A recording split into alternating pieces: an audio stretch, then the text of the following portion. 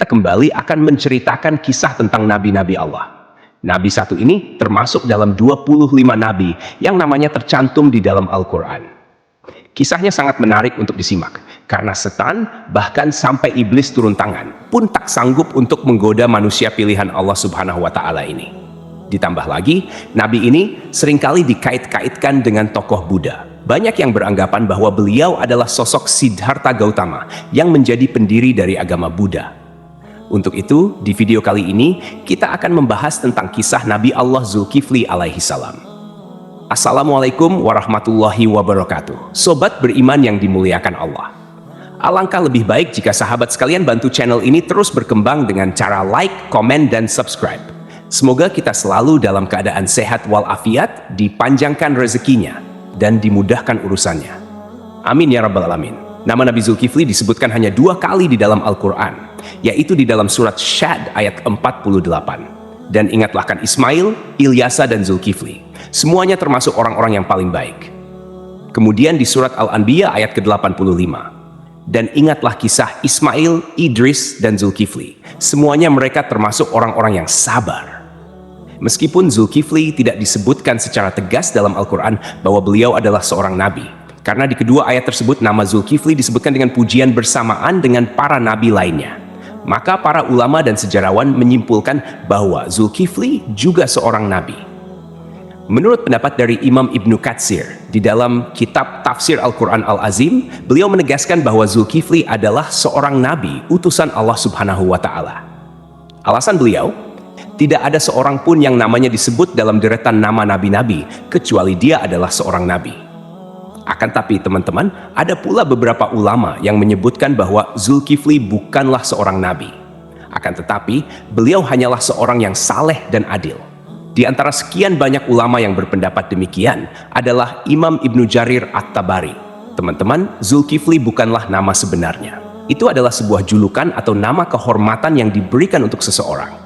Di dalam kitab Ibnu Katsir, nama asli dari Zulkifli adalah Basyar atau Bashar. Disebutkan juga di sana bahwa Nabi Zulkifli adalah putra dari Nabi Ayub alaihi salam.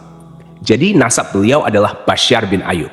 Nasab lengkapnya adalah Basyar bin Ayub bin Amus bin Tawaf bin Rum bin Aish bin Ishak bin Ibrahim al-Khalil. Beliau hidup sekitar abad ke-16 sampai abad ke-15 sebelum Masehi dan diutus Allah Subhanahu wa Ta'ala kepada suatu kaum yang bernama Arami atau Amori. Kaum ini adalah bangsa Romawi kuno yang tinggal di wilayah sekitar Damaskus, Suriah, dan Yordania. Di sanalah Nabi Zulkifli melanjutkan tugas kenabiannya dari ayahnya, yaitu Nabi Ayub. Ini adalah pendapat dari Imam Ibnu Katsir. Namun, para ulama lain ada yang berbeda pendapat tentang kapan masa diutusnya Nabi Zulkifli ini. Kalau menurut Imam Ibnu Jarir At-Tabari, Nabi Zulkifli adalah penerus dari Nabi Ilyasa, yang hidup sekitar abad ke-9 Masehi. Namun, antara Imam Ibnu Katsir dan Imam At-Tabari sama-sama menyebutkan bahwa Nabi Zulkifli adalah salah seorang raja di negeri Syam. Kisahnya begini, teman-teman. Ada sebuah negeri di Syam yang dipimpin oleh seorang raja saleh. Raja ini merupakan salah seorang nabi yang diutus Allah Subhanahu wa Ta'ala. Beliau bernama Raja Ilyasa atau Nabi Ilyasa. Ketika itu, Nabi Ilyasa sudah sangat tua dan beliau tidak memiliki anak laki-laki sebagai penerusnya. Maka ketika itu, Nabi atau Raja Ilyasa mengumpulkan rakyatnya di suatu tempat. Kemudian Nabi Ilyasa berkata, "Wahai kaumku, saat ini aku sudah sangat tua dan tidak memiliki pengganti di kerajaan ini. Aku akan menunjuk salah seorang di antara kalian untuk menjadi penggantiku selagi aku masih hidup dan agar aku bisa melihat bagaimana kerjanya. Siapa yang mau menerima 3 hal dariku, maka aku akan tunjuk dia sebagai penggantiku. Yang pertama, selalu berpuasa di siang hari. Yang kedua, selalu salat pada malam hari. Dan yang ketiga, dia tidak pernah marah seumur hidupnya." Makanya orang-orang dari kaumnya merasa tak sanggup melakukannya. Mereka pun saling tap-tap-tapan satu sama lain, berharap salah seorang di antara mereka ada yang tunjuk tangan. Namun, ditunggu beberapa lama, tak satu pun orang mau melakukannya ketika itu. Lalu, dari barisan belakang ada yang menyahut, "Saya, wahai Nabiullah." Suara itu berasal dari seorang laki-laki yang usianya masih sangat muda. Pemuda ini bernama Basyar. Kemudian Nabi Ilyasa berkata, "Wahai anakku, engkau masih sangat muda. Tugas ini sangatlah berat untukmu." Nabi Ilyasa pun menolak pemuda ini karena dirasa dia masih sangat muda dan terlihat masih sedikit pengalaman. Keesokan harinya, di tempat yang sama dan dengan orang-orang yang sama, Nabi Ilyasa berseru hal yang sama lagi kepada kaumnya. Tapi tetap saja, ketika itu tak ada yang mau menerima tawaran tersebut, kecuali pemuda yang bernama Basyar. Dia kembali mengacungkan tangan, dan lagi-lagi Nabi Ilyasa menolaknya dengan alasan yang sama. Sampailah pada hari ketiga, Nabi Ilyasa berseru hal yang sama. Beliau berharap kali ini bukan hanya Basyar saja yang tunjuk tangan. Tapi ternyata teman-teman, sama seperti kemarin, ketika itu hanya Basyar yang tunjuk tangan dan menyanggupi segala persyaratan tersebut. Alasan detail Nabi Ilyasa menolak adalah karena selain dia harus menjadi raja yang menjamin kesejahteraan semua kaumnya, dia juga harus menjadi hakim yang adil, yang bisa berlaku bijaksana dalam memutuskan segala permasalahan kaumnya. Nah, karena Basyar ini masih sangat muda, Nabi Ilyasa khawatir dia tidak bisa berlaku adil dan bijaksana. Akhirnya, karena sudah 3 kali tidak ada yang mau, Nabi Ilyasa pun mengangkat Basyar menjadi raja sekaligus hakim. Namun, kegiatan yang dilakukan Basyar tetap dipantau oleh Nabi Ilyasa. Basyar pun mulai menjalani puasa di siang hari dan salat atau beribadah sampai larut malam. Sehari-hari, dia juga selalu menahan amarahnya. Nabi Ilyasa kagum dengan pemuda ini. Tak disangka-sangka, dia sanggup menjalani semua persyaratan itu. Dia juga luar biasa bijak dalam menyelesaikan segala masalah di dalam kaumnya. Nabi Ilyasa bangga kepada Basyar yang telah menepati janji-janjinya. Karena itu, Basyar diberikan julukan Zulkifli, yang artinya sanggup. Karena kesanggupannya menjalankan semua persyaratan. Ditambah lagi, dia selalu berlaku adil dan bijaksana. Sobat beriman yang dimuliakan Allah, kisah naiknya Zulkifli atau Basyar menjadi raja disampaikan oleh Imam Ibnu Katsir di dalam kitabnya yang berjudul Qisasul Anbiya. Hanya saja, nama rajanya berbeda, bukan Nabi Ilyasa, melainkan di sana dituliskan raja itu bernama Yasa. Lain halnya di dalam kitab Ibnu Jarir, beliau menuliskan bahwa raja pada masa itu adalah Nabi Allah Ilyasa. Seiring berjalannya waktu, Nabi Ilyasa pun meninggal dunia. Kini, Raja Zulkifli tak ada lagi yang memantau. Sepeninggal Ilyasa, Nabi Zulkifli memimpin negeri Syam dengan sangat baik. Zulkifli sangat mementingkan urusan rakyatnya daripada urusan dirinya dan keluarganya. Beliau memegang teguh janjinya untuk selalu berpuasa di siang hari, beribadah di malam hari, dan tak pernah sekalipun marah. Zulkifli selalu sabar dalam keadaan apapun. Di sisi lain, iblis melihat kesalehan dan kebaikan Nabi Zulkifli dalam memimpin rakyatnya, serta begitu kuatnya dia memegang janji. Maka, iblis pun tak tinggal diam. Kemudian, iblis mengutus tentaranya, yaitu setan-setan yang sangat kuat, untuk menggoda Zulkifli supaya minimal goyah sedikit keimanannya. Berkali-kali iblis mengutus setan untuk menggoda, berkali-kali pula mereka gagal. Tak ada satupun setan yang berhasil menggoda Nabi Zulkifli ini. Akhirnya, iblis berinisiatif untuk turun tangan langsung menggoda Nabi Zulkifli. Dia pun mulai mencari waktu yang tepat. Teman-teman, di dalam kerajaan Nabi atau Raja Zulkifli ini, setiap harinya beliau sibuk dengan urusan kerajaannya. Setiap hari, jadwal beliau dari pagi sampai siang adalah berangkat ke pengadilan di negeri itu untuk menjadi hakim dan menyelesaikan masalah-masalah rakyatnya. Kemudian, persidangan dilanjutkan kembali setelah beliau bangun. Persidangan berlangsung hingga sore atau malam hari. Malam harinya, beliau beribadah dan berdoa sampai larut malam. Keesokan paginya, beliau kembali ke persidangan. Begitulah rutinitas yang dilakukan Nabi Zulkifli setiap harinya. Zulkifli benar-benar merupakan figur seorang raja yang memuliakan seluruh rakyatnya. Melihat kesalehan Nabi Zulkifli, iblis pun mencari peluang untuk menggoda beliau. Kali ini, iblis berniat membuat Nabi Zulkifli marah, agar beliau melanggar janjinya kepada Nabi Ilyasa untuk tidak marah sama sekali. Akhirnya, pada suatu hari, iblis datang menemui Nabi Zulkifli dengan menyamar sebagai seorang kakek tua renta dan miskin. Hari itu, Nabi Zulkifli sedang merasa sangat lelah. Ketika jam istirahatnya tiba, beliau segera pulang lebih awal untuk tidur siang. Baru saja beliau hampir terlelap, iblis yang menyamar sebagai kakek tua mengetuk pintu kamarnya. Dari dalam kamar, Nabi Zulkifli bertanya, "Siapa itu?" Iblis menjawab, "Aku orang tua yang teraniaya." Nabi Zulkifli pun bangun dan membukakan pintu. Iblis kemudian mengarang cerita, mengaku bahwa ia mengalami banyak perlakuan semena-mena dari kaumnya. Ia terus bercerita panjang lebar, hingga waktu istirahat Nabi Zulkifli habis. Meski kelelahan, Nabi Zulkifli tetap mendengarkan cerita itu dengan sabar. Ketika tiba waktunya untuk kembali ke persidangan, Nabi Zulkifli berkata, "Wahai paman, engkau bisa meneruskan ceritamu nanti. Datanglah ke tempat persidangan sore ini. aku akan membantu menyelesaikan masalahmu di sana." Nabi Zulkifli pun kembali ke persidangan dan menjalankan tugasnya sebagai hakim. Namun, ketika sore tiba, kakek tua itu tidak kunjung datang. Nabi Zulkifli menunggu hingga malam hari, tetapi kakek tua itu tetap tidak muncul. Beliau pun pulang ke rumah dengan pikiran bahwa mungkin kakek tua itu akan datang esok hari. Keesokan harinya, Nabi Zulkifli seperti biasa duduk di persidangan untuk menyelesaikan permasalahan rakyatnya. Beliau menunggu hingga siang, tetapi kakek tua itu tetap tidak datang. Ketika waktu istirahat tiba, Nabi Zulkifli menutup sementara majelisnya dan pulang untuk tidur siang. Namun, baru saja beliau tertidur, kakek tua yang sama kembali mengetuk pintu. Nabi Zulkifli membuka pintu dan berkata dengan lembut, "Wahai paman, bukankah sudah kukatakan padamu kemarin, datanglah ketika aku di persidangan. Aku akan menyelesaikan masalahmu di sana." Namun, kakek tua itu kembali mengarang cerita, berbicara panjang lebar hingga waktu istirahat Nabi Zulkifli habis untuk kedua kalinya. Meski sangat lelah, Nabi Zulkifli tetap sabar. Beliau berkata, "Wahai paman, datanglah ke majelisku sore ini. Aku akan menunggumu di sana untuk menyelesaikan masalahmu." Kakek tua itu pergi dan Nabi Zulkifli kembali ke persidangannya. Karena tak sempat istirahat, beliau tampak sangat lelah dan mengantuk. Ketika sore tiba, Nabi Zulkifli mencari kakek tua itu di tempat persidangan. Tetapi kakek tua itu tidak datang lagi. Nabi Zulkifli berdoa kepada Allah Subhanahu wa Ta'ala agar diberikan kesabaran dan keteguhan hati, sehingga beliau tidak marah. Pada hari ketiga, ketika waktu istirahat tiba, Nabi Zulkifli pulang dengan cepat. Hari itu, beliau merasa sangat lelah, bahkan lebih lelah dari hari sebelumnya.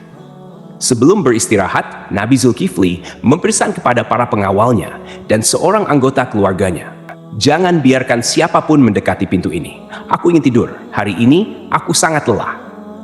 Baru saja Nabi Zulkifli tertidur, iblis yang menyamar sebagai kakek tua kembali datang dan mengetuk pintu. Namun, penjaga pintu dengan tegas berkata, "Hai paman, raja sedang istirahat. Beliau tidak ingin diganggu." Kakek itu berusaha memaksa masuk dengan alasan, "Aku sudah memiliki janji dengan raja untuk bertemu hari ini." Namun, penjaga tetap tidak mengizinkannya dan memintanya menunggu hingga waktu istirahat selesai. Iblis pun pergi, tetapi kemudian dia menemukan sebuah lubang di atas kamar Nabi Zulkifli. Melalui lubang itu, iblis memanjat dan masuk ke dalam kamar Nabi Zulkifli yang sedang tertidur. Iblis mendekati Nabi Zulkifli untuk membangunkannya, dengan tujuan membuat beliau marah. Saat terbangun, Nabi Zulkifli melihat kakek tua itu dan bertanya, "Hai paman, apa yang kau lakukan di kamarku? Bukankah aku telah menyuruhmu untuk menemuiku di persidangan?" Hampir saja Nabi Zulkifli marah, tetapi beliau menahan amarahnya dengan sekuat tenaga. Melihat Nabi Zulkifli tetap sabar, iblis merasa putus asa. Lalu iblis berkata, "Wahai raja, coba lihat aku. Apakah engkau tidak mengenali siapa aku?" Nabi Zulkifli memperhatikan lebih jelas dan berkata, "Engkau pasti musuh Allah." Kakek tua itu menjawab, "Benar, aku adalah iblis. Engkau membuatku tak berdaya dalam segala hal. Aku melakukan ini semua untuk membuatmu marah agar kau melanggar janjimu." Namun, iblis akhirnya menyerah karena tidak berhasil membuat Nabi Zulkifli marah. Lalu ia pergi meninggalkan kamar tersebut. Cobaan dari kaum yang menentang. Selain gangguan dari iblis, Nabi Zulkifli juga menghadapi cobaan lain berupa pemberontakan dari sebagian kaumnya. Beberapa orang dari kaumnya menentang kekuasaannya dan berencana menghancurkan kerajaannya. Mereka bahkan ingin Nabi Zulkifli turun dari jabatannya sebagai raja. Melihat situasi ini, Nabi Zulkifli mengumpulkan pasukannya untuk melawan para pemberontak. Sayangnya, sebagian besar kaumnya enggan ikut berperang karena takut mati di medan perang. Mereka memberikan syarat yang hampir mustahil, yaitu jaminan bahwa mereka akan tetap hidup dan tidak terbunuh selama pertempuran. Nabi Zulkifli pun berdoa kepada Allah Subhanahu wa Ta'ala, memohon agar seluruh pasukannya diberikan keselamatan. Dalam pertempuran yang berlangsung sengit, doa Nabi Zulkifli dikabulkan oleh Allah. Tidak ada satupun anggota pasukannya yang gugur dan pasukan Nabi Zulkifli berhasil meraih kemenangan. Keberhasilan memimpin kerajaan. Setelah kemenangan itu, kerajaan Nabi Zulkifli menjadi lebih tentram dan sejahtera. Nabi Zulkifli memimpin dengan keadilan dan kebijaksanaan, menjalani hidup dengan sederhana, serta selalu mementingkan kesejahteraan rakyatnya. Beliau dikenal sebagai pemimpin yang sabar, tidak pernah marah, dan selalu memegang teguh janjinya. Dalam tafsir Imam At-Tabari, disebutkan bahwa Nabi Zulkifli adalah penerus dari Nabi Ilyasa. Namun, sebagian ulama lainnya meyakini bahwa Nabi Zulkifli adalah orang yang sama dengan Nabi Yehezkiel, yang dimakamkan di Babilonia, di sebuah tempat bernama Al-Kifl, yang kini berada di kawasan Irak. Abdullah Yusuf Ali dalam The Holy Quran menyebutkan bahwa kata Kifli adalah bentuk Arab dari Yehezkiel, yang berasal dari bahasa Ibrani. Berdasarkan pendapat ini, Zulkifli bukanlah sebuah julukan melainkan nama asli. Terlepas dari kebenaran pendapat ini, para ulama seperti At-Tabari, Ibnu Katsir, Ibnu Ishaq, dan Ibnu Qutaibah sepakat memandang Yehezkiel sebagai Nabi Allah. Ibnu Katsir bahkan mengisahkan Nabi Zulkifli dan Nabi Yehezkiel sebagai dua cerita yang berbeda. Artinya kedua nabi ini dianggap sebagai tokoh yang berbeda. Ada pula perdebatan panjang yang menyebutkan bahwa Zulkifli adalah sosok Buddha Siddhartha Gautama, seorang tokoh yang diyakini sebagai pendiri agama Buddha. Siddhartha Gautama diperkirakan hidup antara abad ke-6 hingga ke-4 sebelum Masehi. Beberapa pendapat menyatakan Buddha adalah Nabi Zulkifli. Ada juga yang menghubungkannya dengan Nabi Idris, dan bahkan ada yang menyebut Buddha adalah Nabi Khidir. Pendapat ini salah satunya didasarkan pada anggapan bahwa kata Kifli adalah bentuk Arab dari kata Kapil, kependekan dari Kapila Wastu, yaitu ibu kota Sakya dan tempat tinggal Siddhartha Gautama sebelum meninggalkan istana. Salah satu pendukung teori ini adalah Hamid Abdul Qadir dalam karyanya Buddha the Great, His Life and Philosophy. Beliau menyimpulkan bahwa prinsip hidup Nabi Zulkifli memiliki banyak kesamaan dengan filosofi yang diajarkan Siddhartha Gautama. Pendapat ini diperkuat oleh Al-Qasimi, seorang ahli tafsir yang menafsirkan surah At-Tin, Saka. Pohon Tin, tempat Buddha mendapatkan wahyu dan menjadi rasul. 2. Pohon Zaitun, tempat Nabi Isa diangkat menjadi nabi dan rasul. 3. Gunung Sinai, tempat Nabi Musa menerima mandat dari Allah. 4. Negeri Mekah yang aman, tempat Nabi Muhammad SAW menerima wahyu. Dalam tafsir tersebut, timbul pertanyaan mengapa agama Buddha dan Kristen disebut lebih awal dibandingkan Yahudi dan Islam. Ibnu Taimiyah menjelaskan bahwa hal ini karena agama Buddha berada lebih jauh dari kebenaran, kemudian Kristen dan Yahudi lebih mendekati, sedangkan Islam disebut terakhir karena kesempurnaannya. Namun, ada juga pendapat lain yang menghubungkan Buddha dengan Nabi Khidir. Dalam Al-Milal wa An-Nihal yang ditulis oleh Asy-Syahrastani, dijelaskan bahwa jika ajaran-ajaran Buddha benar, maka ia memiliki banyak kesamaan dengan Nabi Khidir. Adapun pendapat yang menyatakan Buddha adalah Nabi Idris didasarkan pada beberapa kesamaan, seperti aturan memakai jubah kebikuan. Dalam kitab Mustadrak Al-Hakim dari Ibnu Abbas, dikatakan bahwa Nabi Daud adalah seorang pembuat perisai, Nabi Adam seorang petani, Nabi Nuh seorang tukang kayu, Nabi Idris seorang penjahit, dan Nabi Musa seorang penggembala. Sementara itu, Siddhartha Gautama yang dikenal sebagai Buddha adalah seorang pangeran, putra Raja Sudodana. Pada usia 7 tahun, Pangeran Siddhartha memiliki 3 kolam bunga teratai, yaitu kolam bunga teratai biru, Upala, kolam bunga teratai merah, Paduma, dan kolam bunga teratai putih, Pundarika. Kata Atsidar, Sidra, atau Sidar yang merujuk pada makna bunga teratai menjadi hal yang patut diperhatikan, terutama bila dikaitkan dengan Nabi Idris. Kisah sang Buddha yang mencapai kesempurnaan menuju nirwana dianggap memiliki kesamaan dengan Nabi Idris yang mencapai surga Allah tanpa melalui kematian. Pada suatu malam, Pangeran Siddhartha memutuskan meninggalkan istananya dan menjalani hidup sebagai seorang pertapa. Di usia 40 tahun, beliau dikatakan diangkat sebagai nabi. Sebagaimana nabi-nabi lainnya, Buddha Gautama juga meramalkan kedatangan Nabi Muhammad SAW. Dalam ajarannya, ia menyebutkan tentang Buddha Maitreya. Aku bukanlah satu-satunya Buddha. Selepas aku akan lahir seorang Buddha lagi yang dikenal dengan nama Maitreya. Dia akan memiliki banyak sifat-sifat mulia dan utama. Sejarawan Muslim bernama Al-Biruni yang pernah tinggal bertahun-tahun di India mencatat dalam kitabnya Al-Hind bahwa para penganut Buddha di India tidak menganggap Buddha sebagai Tuhan, melainkan hanya seorang nabi. Demikianlah kisah Nabi Zulkifli yang dihubungkan dengan Siddhartha Gautama. Semoga kisah ini bermanfaat. Mohon maaf atas segala kekurangan. Yang benar datangnya dari Allah SWT, sedangkan kekhilafan berasal dari saya sebagai manusia biasa. Sampai jumpa pada kisah-kisah seru lainnya. Wassalamualaikum warahmatullahi wabarakatuh.